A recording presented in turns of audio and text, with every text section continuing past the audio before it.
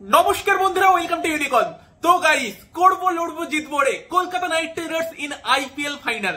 আর এতটা ইজি হলো, এতটা সোজা। আর একটা এরকম সোজা ম্যাচ হয়ে যাক শুধু, ব্যাস ট্রফি কলকাতায়। তো কলকাতা কিন্তু এবার চেন্নাইয়ের ফ্লাইট ধরবে ফাইনাল খেলতে। হায়দ্রাবাদকেও চেন্নাইয়ের ফ্লাইটই ধরতে হবে কোয়ালিফাইড 2 খেলার জন্য। বাট ভাই, হোয়াট এ ম্যাচ কলকাতার জন্য, একদম ইজি পিজি ম্যাচ। মানে কোয়ালিফায়ার 1 একটা বড় ম্যাচ জিতলো ফাইনাল। সেই ম্যাচটা যে এত ইজিলি কলকাতা জিতবে কে ভেবেছিল।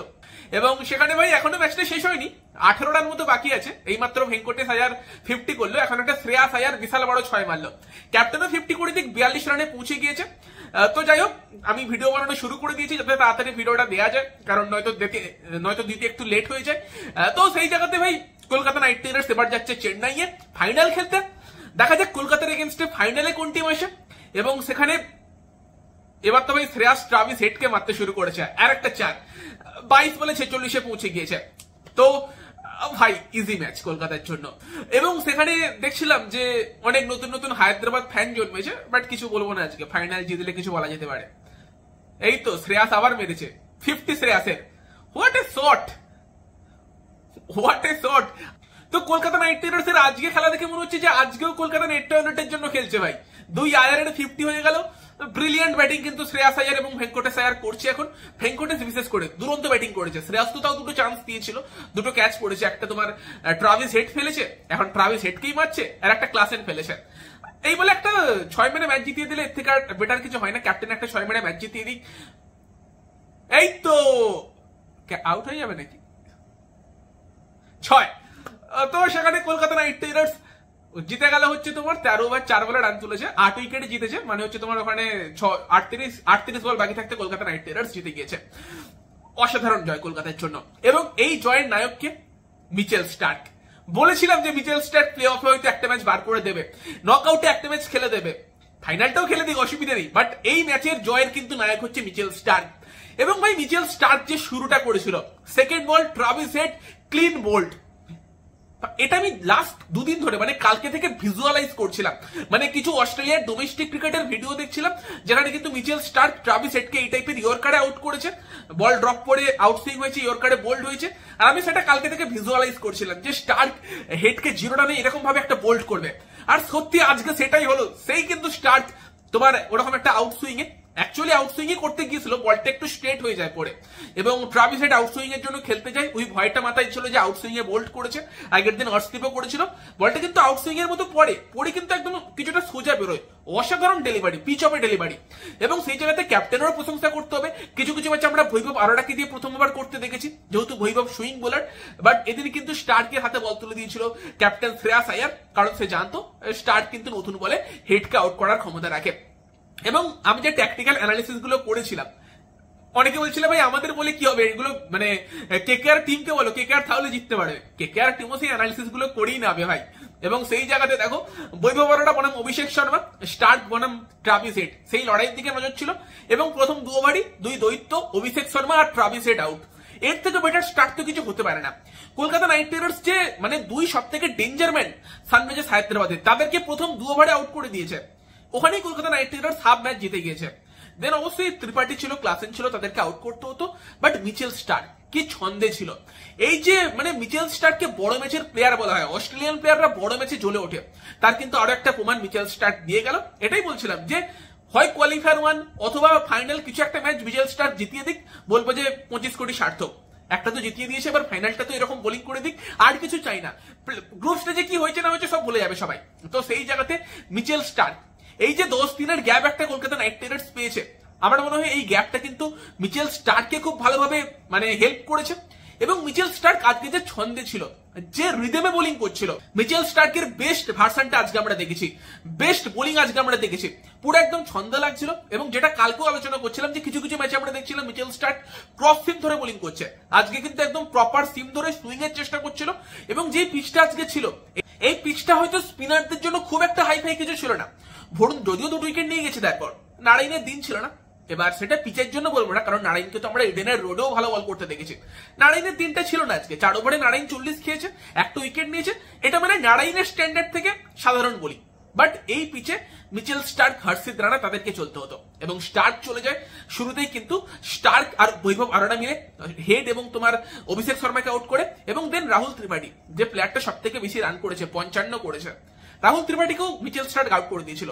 পিচ অফে ডেলিভারি একদম টোক রাসার যেটাকে বলে, সেই বলটা করেছিল রাহুল ত্রিপাঠীকে, রাহুল ত্রিপাঠীর পায়ে লাগে, ক্যাপ্টেন রিভিউ নেয় না, এবং যদি ওটা রিভিউ নিত ওখানে কিন্তু রাহুল ত্রিপাঠীও আউট হয়ে যেত।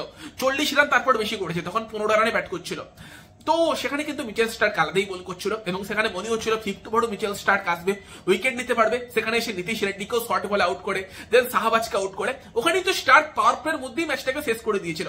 টসে জিতে কামিন্স ব্যাটিং নিয়েছে, 300 করবো করে দিয়েছে, 300 কত করেছিল 159, এবং সেই জায়গাতে অবভিয়াসলি কেকেআর 135-40 আটকাতে পারতো। লাস্টে কামিন্স একটু খেলে খেলে রানটা বাড়িয়ে দেয়, এবং ওই আর একটা ব্যাপার থাকছে যে রাহুল ত্রিপাঠীও যদি ওই রিভিউটা নিত আগে আউট হয়ে যেত। তো যাই হোক, সেখানে তারপরে যথেষ্ট ভালো বোলিং এফোর্ট আমরা দেখেছি কলকাতার থেকে, এবং ম্যাচের নায়ক ডেফিনেটলি স্টার্ক। বলতেই পারি আমরা যে স্টার্কের জাদুতে কলকাতা নাইট রাইডার্স আইপিএল ফাইনালে। এবং সেই জায়গাতে স্টার্কের পাশাপাশি বরুণ চক্রবর্তী ভালো ছন্দে আছে, 2 উইকেট নিয়েছে সেও, এবং মনে রাখতে হবে হেনরিক ক্লাসেনের গুরুত্বপূর্ণ উইকেটটা কিন্তু বরুণ চক্রবর্তী নিয়েছে, যেই সময় একটু হেনরিক ক্লাসেনকে ডেঞ্জার লাগছিল। এবং সব থেকে যেটা ভেবে কষ্ট হচ্ছে যে 2 ম্যাচ কলকাতা খেললো না। বরুণ যদি খেলতো 2 ম্যাচ, মানে কলকাতা যদি খেলতো, বরুণ হয়তো এখন পার্পল ক্যাপের লিস্টে 1 নম্বরেও চলে যেতে পারতো, যে ফর্মে বর্তমানে বোলিং করছে। তবে গৌতম গম্ভীর যেরকমটা বলে যে ছোট ছোট কন্ট্রিবিউশন গুলোকে ভুলে গেলে চলবে না, এবং সেখানে যে কন্ট্রিবিউশনটার কথা আমি তোমাদেরকে বলবো সেটা হচ্ছে আন্দ্রে রাসেলের ফিল্ডিং।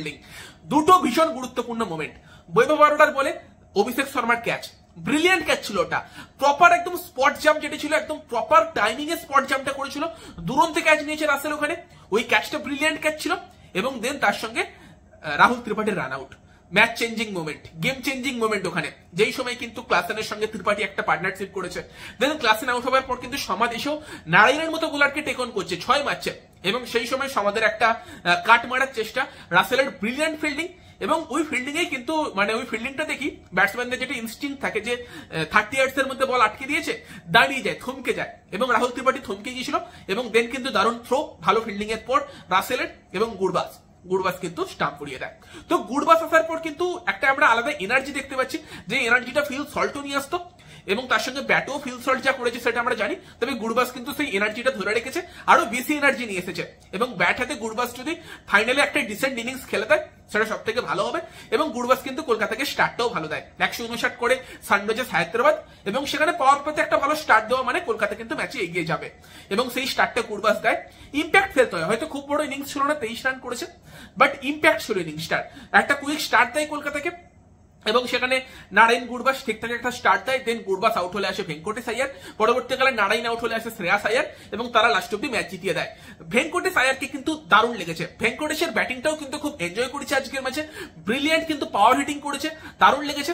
এবং লাস্টের দিকে শ্রেয়াস আয়ার সেও কিন্তু দেখালো, যেটা লাইভ রিয়াকশনই দিচ্ছিলাম, সেই সময় শ্রেয়াস ইনিংসটা খেললো, ব্রিলিয়ান্ট কিছু 6 মারলো ট্রাভিস হেডকে, অসাধারণ কিন্তু শ্রেয়াস আয়ারও ব্যাটিং করেছে। তো সব মিলিয়ে একটা কমপ্লিট পারফরমেন্স, এবং সেই জায়গাতে গুরবাস সেও মিডিলে 2 ক্যাচ নিয়েছে, একটা রান আউট করেছে, দেন কিছুটা রান পেয়ে গিয়েছে ফাইনালের আগে।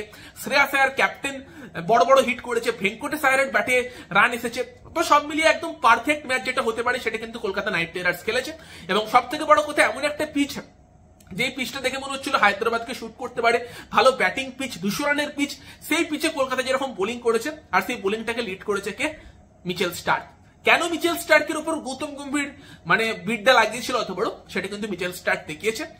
আর একদিন দেখিয়ে দিক, পরের ম্যাচটাই দেখিয়ে দিক, আলাদাই হয়ে যাবে ভাই। তো সেই জায়গাতে তো সেখানে আমি তো বলবো মিচেল স্টার্কের জাদুতে কলকাতা নাইট রাইডার্স ফাইনালে, এবং তার সঙ্গে 2 আয়ারের ফায়ারও আমরা দেখেছি।